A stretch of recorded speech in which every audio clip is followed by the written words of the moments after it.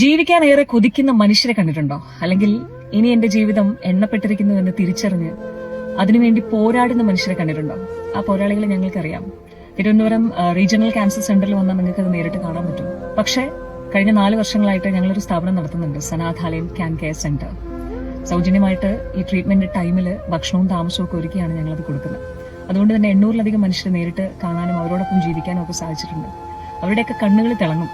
കാരണം ജീവിക്കാൻ കൊതിയാണ്. പക്ഷെ ഓരോ ദിവസവും കീമോയും റേഡിയേഷനും ഒക്കെ കഴിഞ്ഞിട്ട് അവർ തിരിച്ചു വരുമ്പോൾ ആ കൊതിയുടെ ആഴം കുറയും. കാരണം വേദന അമ്മാതിരി അവരെ ബാധിക്കുന്നുണ്ട് എന്നുള്ളതാണ്. വായിലാണ് ഇപ്പോ അർബുദം ബാധിച്ചതെങ്കിൽ ഒരുപാട് കഴിക്കാൻ ആഗ്രഹിക്കുന്ന, ഒരുപാട് കാര്യങ്ങൾ എക്സ്പ്ലോർ ചെയ്യാൻ ആഗ്രഹിക്കുന്ന മനുഷ്യരാണ് അവർ.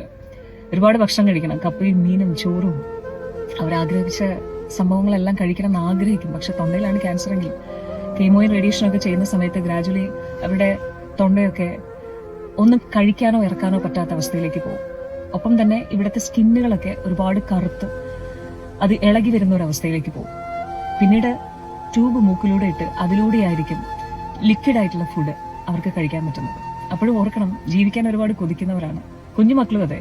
ചെറിയ പാവകൾക്ക് വിശപ്പിനായിട്ട് ആ ട്രീറ്റ്മെന്റ് ടൈമിൽ ഒരു ടാബ്ലറ്റ് കൊടുക്കും. അത് കഴിക്കുന്ന സമയത്ത് അവർക്ക് വിശപ്പായിരിക്കും. അവരുടെ അപ്പനും അമ്മയൊക്കെ അങ്ങോട്ടും ഇങ്ങോട്ടും ഓടുന്നതാണ്. കാരണം എന്ത് കൊടുത്താൽ കുഞ്ഞിന് മതിയാകും എന്നതുകൊണ്ട്. ഒരു സുപ്രഭാതത്തിൽ ആ ടാബ്ലറ്റ് നിൽക്കുമ്പോൾ നമ്മൾ കണ്ടിരുന്ന ആ കുഞ്ഞിന്റെ രൂപം നേരെ തിരിച്ചാവും.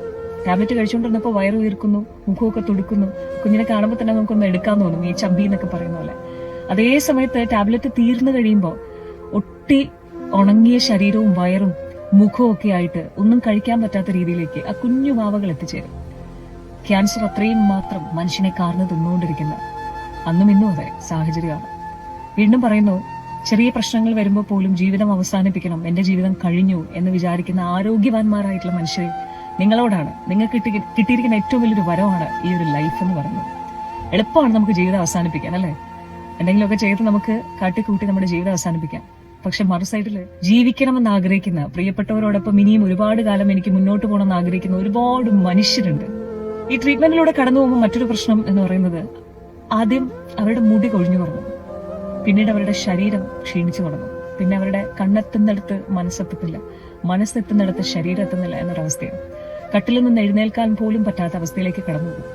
അവരെ പോലെ തന്നെ അവരുടെ പ്രിയപ്പെട്ടവർ ഒരുപാട് സങ്കടപ്പെടുന്ന ദിവസങ്ങളും നിമിഷങ്ങളുമാണ് ശേഷമെന്ന് പറയുന്നത്.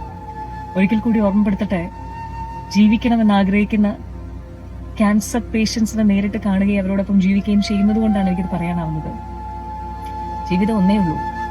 ആരോഗ്യത്തോടെ സന്തോഷത്തോടെ ജീവിതം ജീവിച്ചു തീർക്കാൻ സാധിക്കുമെങ്കിൽ അതാണ് ഏറ്റവും വലിയ പ്രപഞ്ചത്തിലെ സന്തോഷം എന്ന് പറയുന്നത്. മറ്റെല്ലാം നമുക്ക് ഉണ്ടാക്കാം, ആരോഗ്യം ഉണ്ടാക്കാനാവില്ല. അതുകൊണ്ട് അത് ആഗ്രഹിക്കുന്ന ഒരുപാട് പേര് ഇന്ന് ജീവിതത്തോട് പൊരുതിക്കൊണ്ടിരിക്കുകയാണ്, അല്ലെങ്കിൽ പോരാടിക്കൊണ്ടിരിക്കുകയാണ്. യുദ്ധഭൂമിയിലാണ് അവര് എന്നുള്ളത് മറക്കാതിരിക്കുക. അവർക്ക് വേണ്ടിയും പ്രാർത്ഥിക്കാം. നിങ്ങളുടെ ലൈഫ് ആരോഗ്യത്തോടെ മുന്നോട്ട് പോകാൻ എന്തൊക്കെ ചെയ്യാമോ അതൊക്കെ ചെയ്യും. സന്തോഷമായിട്ടിരിക്കും. ഈ മൊമെന്റിൽ, ഈ പ്രസന്റ് മൊമെന്റിൽ ജീവിക്കാൻ ശ്രമിക്കണം കേട്ടോ. അവരും ജീവിക്കുന്നു എന്ന് മാത്രം.